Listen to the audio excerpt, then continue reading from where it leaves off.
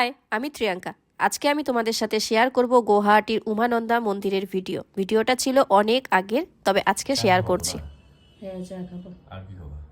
না, কিছু খাবো না, সুগার তো আছে এক্সট্রা এখানে। হ্যাঁ, অনলি চা, তাই তো? চা, কি মানে মিল্ক টি? Milk tea. ওকে।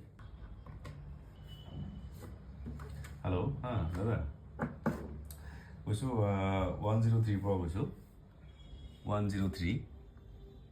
হ্যাঁ, চাহ দুকাপমান দিব নেকি? হ্যাঁ হ্যাঁ, ঠিক আছে। ঘুম থেকে উঠে চা খেয়ে দুজনে ফ্রেশ হয়ে বেরিয়ে পড়লাম। সাথে নিয়েছি একটা টোটো করে চলে যাচ্ছি ঘাটে পৌঁছে আমরা দুজনে টিকিট কেটে নিলাম লঞ্চে যাবার জন্য, কারণ লঞ্চ পার করে যেতে হবে উমানন্দা মন্দিরে। গুয়াহাটির উমানন্দা মন্দির একটি অসাধারণ জায়গা। ব্রহ্মপুত্র নদের মাঝে ময়ূর দ্বীপে অবস্থিত এই মন্দিরটি। শিবরাত্রিতে বিশাল মেলা বসে। উমানন্দা মন্দিরে যাবার জন্য ফেরি লঞ্চে করেই পার হতে হয়। এই দ্বীপ থেকে চারপাশে ব্রহ্মপুত্র নদী ও পাহাড় প্রেক্ষাপটে গোটা গুয়াহাটি শহরকে দেখতে অসাধারণ লাগে। মন্দিরটির ইতিহাস বেশ আকর্ষণীয়। বলা হয় এই মন্দিরটি 17শো শতাব্দীতে অহোম রাজা গগলেশ্বর সিংহ তৈরি করেছিলেন। মন্দিরের ভিতরে শিবলিঙ্গ আছে, যেটা উমানন্দা ভৈরব নামে পরিচিত। এই মন্দিরের নামকরণ করা হয়েছে পার্বতীর আর এক নাম উমা থেকে। কথা বলতে বলতে আমরা চলেও এলাম মন্দিরের ভেতরে। যাবার সময় পুজো দেবার জন্য এই যে ডালা রয়েছে, তবে আমরা পুজো দেব না বলেই ঠিক করেছি, ঘুরতে এসেছি তাই কোনো রকম পুজোর ডালা নেইনি।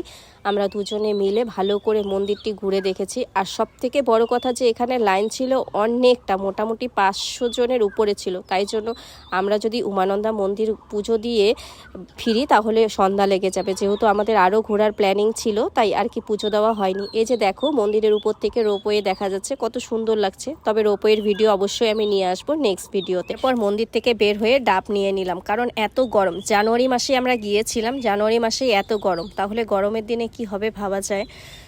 তারপর আমি আরও দুজনে মিলে ডাব খেয়ে আমরা বেরিয়ে পড়লাম ফেরির দিকে। আসতে গিয়ে দেখি এই যে কি সুন্দর শোপিসগুলো রয়েছে, ঘর সাজানো জিনিস সাথে রয়েছে। এখানে সবথেকে বেশি ভালো লেগেছে ফ্রুটস বিক্রি হয়, যেহেতু গরমটা বেশি তাই জন্য। তারপর লঞ্চে উঠে আমরা রওনা দিয়ে দিলাম ফেরি ঘাটের দিকে। তারপর ঘাটের দিকে আসার সময় এই যে জলটা এত সুন্দর করে পড়ছে, মনে হয় কি ঝর্ণার জল। আদৌ ঝর্ণার জল না, এগুলা নোংরা জল।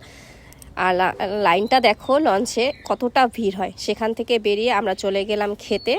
তো খাওয়া দাওয়া করে নেই, চলো তোমাদের সাথে দেখা হবে আমার নেক্সট ভিডিওতে। ততক্ষণের জন্য সবাই ভালো থেকো, সুস্থ থেকো, টাটা।